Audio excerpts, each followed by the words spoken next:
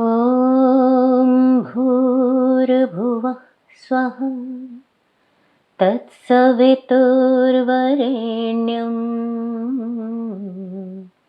भर्गो देवस्य धीमहि धियो यो नः प्रचोदयात्। ॐ वन्दे भगवतीं देवीं श्रीरामं च जगद्गुरुं पादपद्मे तयो श्रित्वा प्रणमामि मुहुर्मुहुः।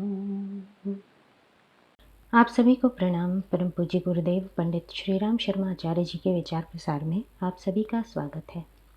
धर्म तंत्र से लोक शिक्षण, इस श्रृंखला में आज का शीर्षक है मनोविकारों की आध्यात्मिक उपचार प्रक्रिया। पूरा विश्व आज मनोरोगों की भयंकर चपेट में है। विविध मनोरोगों की जैसे बाढ़ सी आ गई है। अपराध, हिंसा, आतंक, आत्महत्या के मूल में रोगी मन ही काम कर रहा है। समाचार पत्रों के आईने से देखें तो पूरी मानव जाति एक विक्षिप्तता के दौर से गुजर रही है।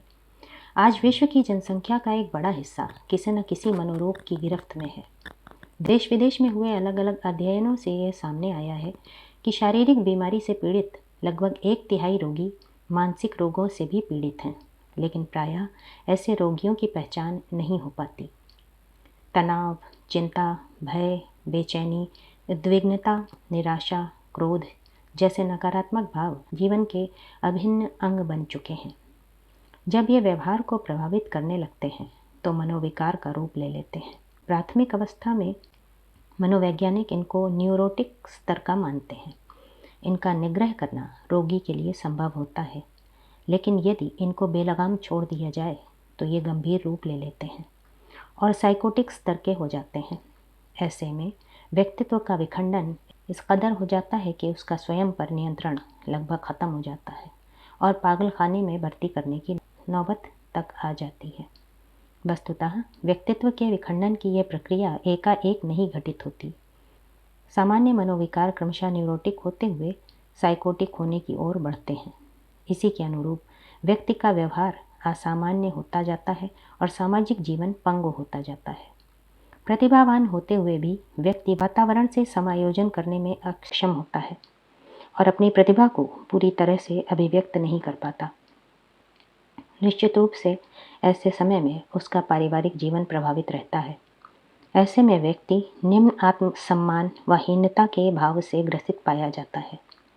असामाजिक एवं आपराधिक गतिविधियों में प्रायः ऐसे ही व्यक्ति संलिप्त पाए जाते हैं। इनके उपचार को लेकर मनोचिकित्सा की पूरी विधि विकसित हुई है, लेकिन इसके प्रयास अपनी तमाम ईमानदारी के बावजूद मन की अधूरी समझ रखने के कारण समग्र समाधान से कोसों दूर हैं। मनोविकारों के कारण जैविक, वंशानुगत, पर्यावरण से संबंधित हो सकते हैं, लेकिन मुख्य रूप से बचपन की कटु स्मृतियाँ व अनुभव इनके मूल में होते हैं, जिन्हें मनोचिकित्सक मन की गहरी अचेतन परतों में खोजते हैं। आधुनिक मनोविज्ञान के क्षेत्र में सबसे पहले फ्रायड महोदय ने इस तथ्य पर प्रकाश डाला था, जिसे उनकी सबसे बड़ी देन माना जाता है। हालांकि महर्षि पतंजलि इसी तथ्य को हजारों वर्ष पहले और भी सूक्ष्म एवं सम्यक रूप से चित्त एवं कर्म संस्कारों के सिद्धांत के माध्यम से प्रतिपादित कर चुके हैं। समग्र मानसिक उपचार करने के लिए इनकी सही समझ होना अत्यंत महत्वपूर्ण है।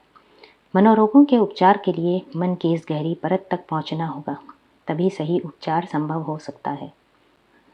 आधुनिक मनोविज्ञान मन की सतही समझ के कारण उसका सही उपचार करने में असमर्थ है। अभी भी वो फ्रायडवादी सोच के शिकंजे से मुक्त नहीं हो सका है। आश्चर्य नहीं कि आज की मनोचिकित्सा एवं जनमानस की सोच व्यापक रूप से फ्रायडवादी सोच से प्रभावित है। ये सोच अचेतन मन को पशु वृत्तियों का अंधेरा कोना भर मानती है और मनोविकारों के उपचार के लिए इनकी उन्मुक्त अभिव्यक्ति पर जोर देती है।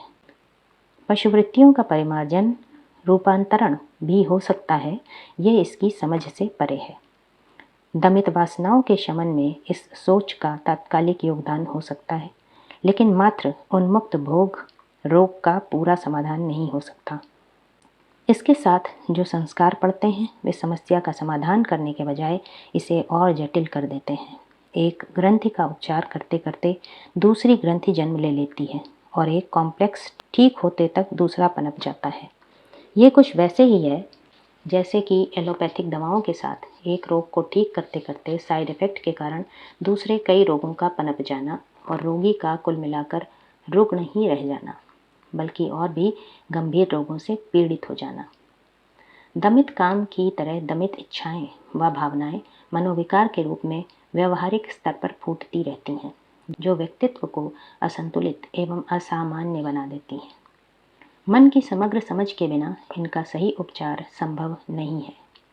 मन की प्रकृति मात्र पशुता ही नहीं है, इसका स्वरूप मानवीय एवं दैवीय भी है। मनोविज्ञान की मानवतावादी विचारधारा मनुष्य के इस उज्ज्वल स्वरूप को स्वीकार करती है। इससे आगे साइकोसिंथेसिस व ट्रांसपर्सनल जैसी मनोविज्ञान की धाराएं मनुष्य की आध्यात्मिक प्रकृति को अहम मानती हैं, लेकिन रोगी मन को ठीक करने की प्रभावी तकनीक सुझाने में असमर्थ हैं। यहाँ आध्यात्मिक मनोविज्ञान अपनी समग्र दृष्टि एवं अचूक उपायों के आधार पर प्रभावी हस्तक्षेप करता है। इसका स्पष्ट मत है कि दमित कामनाओं, इच्छाओं व भावनाओं का उपचार न तो इनके उन्मुक्त भोग में है और न ही इनके दमन में। दोनों ही विकृतियों को और बढ़ाने वाले हैं। इनका विवेकपूर्ण उपयोग ही उचित है। ये स्वतंत्र समग्र उपचार नहीं हो सकते। मनोविकारों के उपचार का मर्म इनके रूपांतरण में निहित है। जैसे भौतिक ऊर्जा को नष्ट नहीं किया जा सकता, इसका रूपांतरण ही किया जा सकता है, वैसे ही मनोविकारों में निहित मानसिक ऊर्जा को नष्ट नहीं किया जा सकता। इनको सृजनात्मक दिशा देकर रूपांतरित किया जाना ही सही उपाय है। मनोरोगों के मूल में मन की तामसिक और राजसिक प्रकृतियां सक्रिय रहती हैं। जितना हम तम से रज और रज से सत की ओर बढ़ते हैं, उतना ही मनोविकारों का शमन होता जाता है। मनुष्य में दैवीय प्रकृति अभिव्यक्त होने लगती है और उसका मानसिक संतुलन सधने लगता है। अतः आध्यात्मिक उपचार के तहत तमोगुण को रजोगुण में और रजोगुण को सतोगुण में रूपांतरित किया जाता है।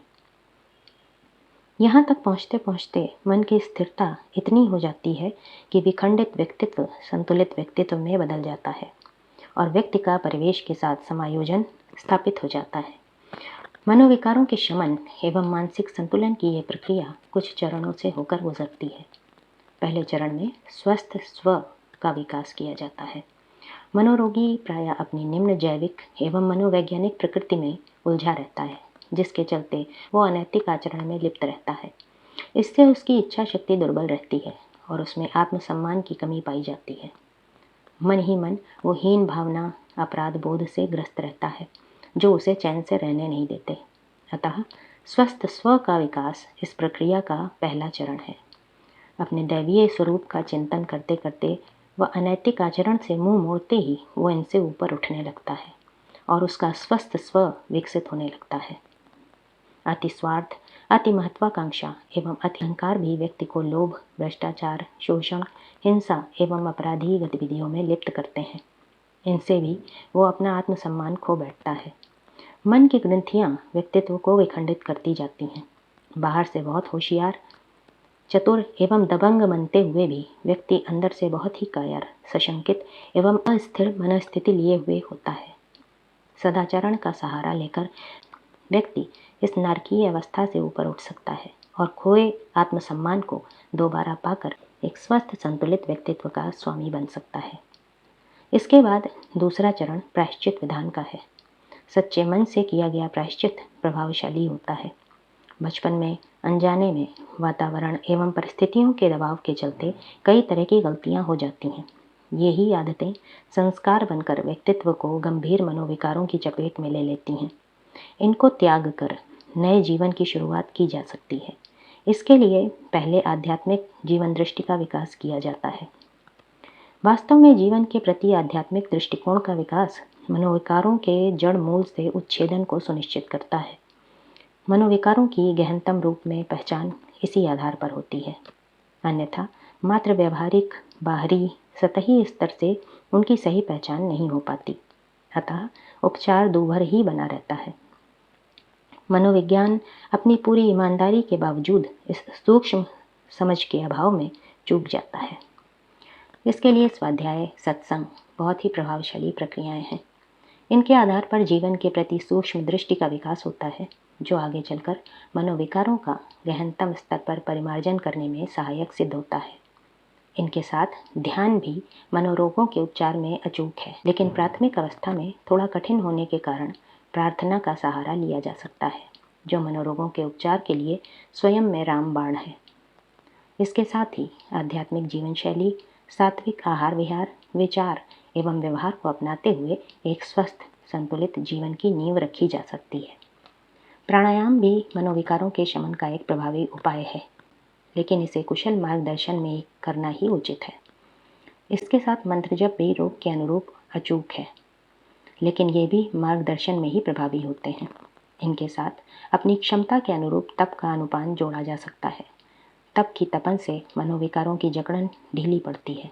तप का व्यवहारिक अर्थ अपने कर्तव्य कर्मों के लिए कष्टों को सहर्ष स्वीकार करना है। सेवा भाव के अपनाने से तप की उष्णता शांत होती है, अहंकार गलता है। ऐसे में मनोरोगों के जड़ से उपचार एवं व्यक्तित्व के पुनर्गठन की प्रक्रिया संपन्न होती है। इसी के साथ ये लेख यहीं समाप्त होता है। आशा करते हैं कि इससे समाज को और भटके हुए लोगों को उनके जीवन को सुधारने का एक मजबूत आधार निश्चित रूप से मिलेगा। अखंड ज्योति, पृष्ठ संख्या 39, 40 और 41। आप सभी को अपना बहुमूल्य समय देने के लिए हृदय से आभार एवं अनगिनत धन्यवाद। सादर प्रणाम।